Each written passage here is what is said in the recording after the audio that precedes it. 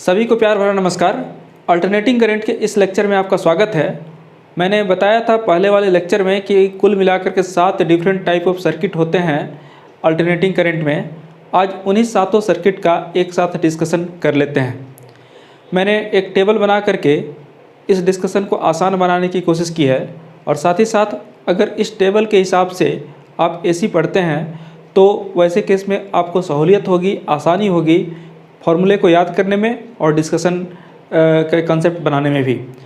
मैं हर बार ये बोला कि एसी जैसे चैप्टर में आपको सिस्टमेटिक होना ज़रूरी है और एसी ही नहीं हर चैप्टर में सिस्टमेटिक होने की कोशिश करें। जैसे ही सिस्टमेटिक चीज़ें हो जाएंगी आपको कंसेप्ट याद रखने, फॉर्मूले याद रखने और उसको इम्प्लीमेंट करने में सुविधा होगी। तो चलिए 7 डिफरेंट टाइप ऑफ सर्किट की यहाँ पर बात करें। सबसे पहले तो LCR सर्किट में जो रिजल्ट हमारा आया था उसको मैंने लिख लिया है। जैसे इम्पीडेंस वहाँ पर Z = R² minus XC minus XL का होल स्क्वायर आया था। tan phi XC minus XL modulus by R आया था। Power factor cos Z = R/Z आया था। Average power P average = E/RMS I/RMS × cos phi आया था। और फेज डिफरेंस हर सर्किट का देख लिया जाएगा। तो यहाँ पर आप बोलोगे कि सर आपने तो 7 बार LCR लिख करके रख दिया है, इसका क्या मतलब है? हाँ, मैं 7 LCR सर्किट की डिस्कशन की बात करता हूँ। सबसे पहले अगर आपको सिर्फ R सर्किट चाहिए तो L को काटिए, C को काटिए। अब सिर्फ आपके पास R सर्किट रह गया।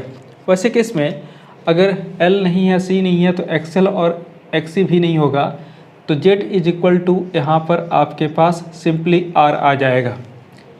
tan phi की बात करें, XC माइनस XL 0 हो जाएगा and divided by R 0 by something = 0 होता है, मतलब tan phi = 0।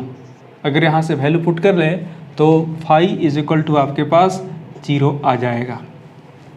अभी cos phi की बात करें, पावर फैक्टर ZR है, R/Z की बात करेंगे R/R 1 हो जाएगा, हमने लिख लिया इसको।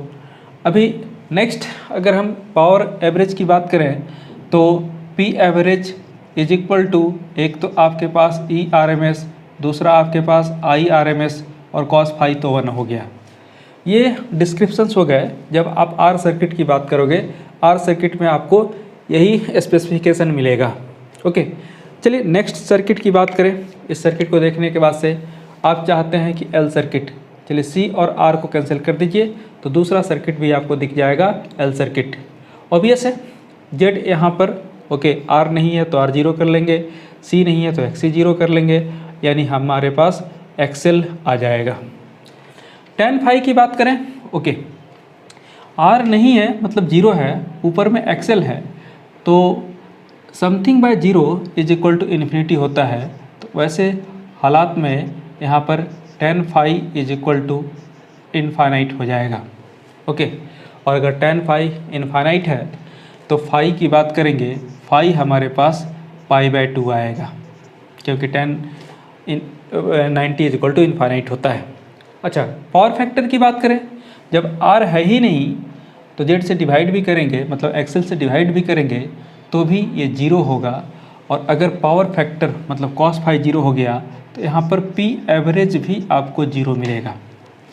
देखिए एक एक रिजल्ट कितनी सुविधा और आसानी से आपके पास मौजूद हो, आसानी से आ जा रहे हैं। ओके, आपको ज़्यादा समस्याओं का सामना नहीं करना पड़ेगा अगर इस तरह से टेबुलर पढ़ लें एसी को। तो चलिए अगर हम L सर्किट की बात कर लिए, R सर्किट की बात कर लिए, C की बात करनी है, L और R को कैंसिल कर लिए तो C में अब आप खुद ही लिख सकते हैं, Z आपको समझ में आ गया होगा कि XC होगा। यहाँ भी आपको tan phi इनफाइनाइट ही आएगा, आप चेक कर लें, क्योंकि ऊपर आपके पास XC और नीचे 0, तो एनीथिंग डिवाइडेड बाय 0 = इनफाइनाइट। इसके हिसाब से phi = π/2। अच्छा, एक और चीज़ यहाँ पर π/2 में अहेड भी हो सकता है और बिलो भी हो सकता है, दोनों पॉसिबिलिटी है। जैसे आपको पहले लेक्चर में बताया गया था, तो सिचुएशन देख करके आप उसको समझ लेंगे। ये फेज डिफरेंस बेसिकली किसके बीच में दिया हुआ है, तो ये EMF एंड I के बीच का फेज डिफरेंस दिया हुआ है। ओके, हर केस में आपको मिल जाएगा। अब cos phi यहाँ भी 0 होगा, पावर एवरेज यहाँ भी 0 होगा।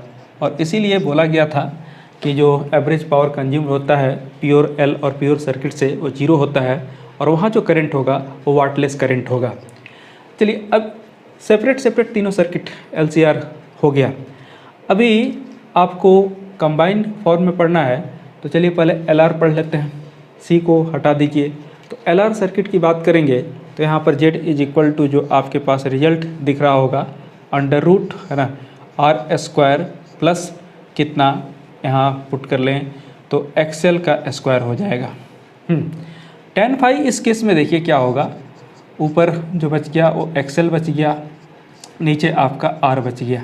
ओके, पावर फैक्टर की बात करें यहाँ पर R आपके पास है और Z के लिए आप इतना लिख लेंगे तो यहाँ पर R divided by under root कितना XL प्लस R का स्क्वायर, ऐसा।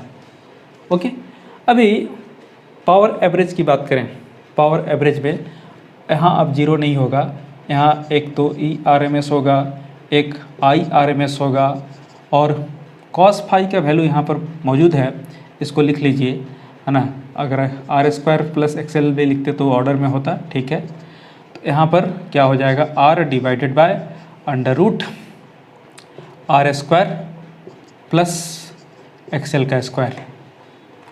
और यहाँ पर फाई अगर निकालना है तो फाई यहाँ पर आपको लिखना पड़ेगा कितना tan इनवर्स कितना XL बाय R। ओके, सो ये आपको मिल गया, ये आपको LR सर्किट का भी हो गया।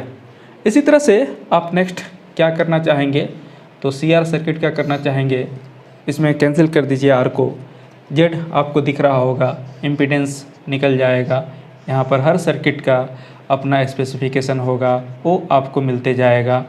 ओके, इसी तरह से tan phi भी आप देख लीजिए, मॉडुलस है इसलिए प्लस हो जाएगा, तो आप यहाँ पर XC बाय R लिखेंगे।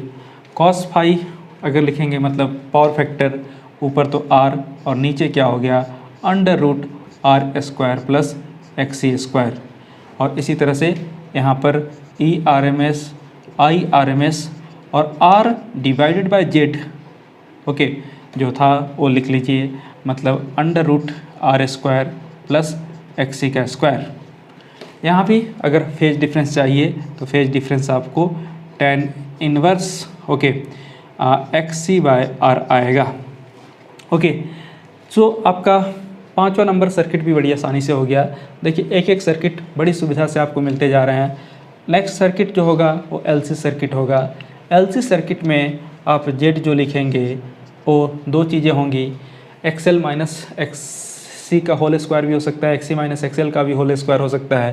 तो इधर आपको यहाँ पर XC माइनस XL मिलेगा और नहीं तो XL माइनस XC भी मिल सकता है, दोनों पॉसिबिलिटी है।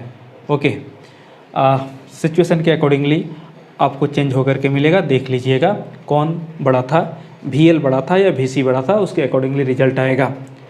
tan phi में अगर आप अब देखना चाहेंगे तो ऊपर मिला R तो है नहीं तो 0, तो ऊपर XC minus XL divided by 0, ये tan phi फिर से इनफाइनाइट मिलेगा। ओके, tan phi आपको फिर से इनफाइनाइट मिलेगा। पावर फैक्टर की बात करेंगे, यहाँ भी देखिए R है नहीं, नीचे Z हो तो क्या हो 0 by something is equal to 0 हो जाएगा। और तब अगर पावर फैक्टर 0 है तो P average is equal to 0। ये भी ऑब्वियस था, इस रिजल्ट का हम लोग वेट कर ही रहे थे। अगर L और C में सेपरेटली एवरेज पावर कंज्यूम 0 होता है तो LC सर्किट में भी एवरेज पावर कंज्यूम 0 ही होगा। अभी यहाँ पर भी अगर फाई की बात करें तो फाई पाई बाई 2 होगा। दो चीज़ें हो सकती हैं, प्लस भी हो सकता है माइनस भी हो सकता है, डिपेंड करेगा सिचुएशन पे।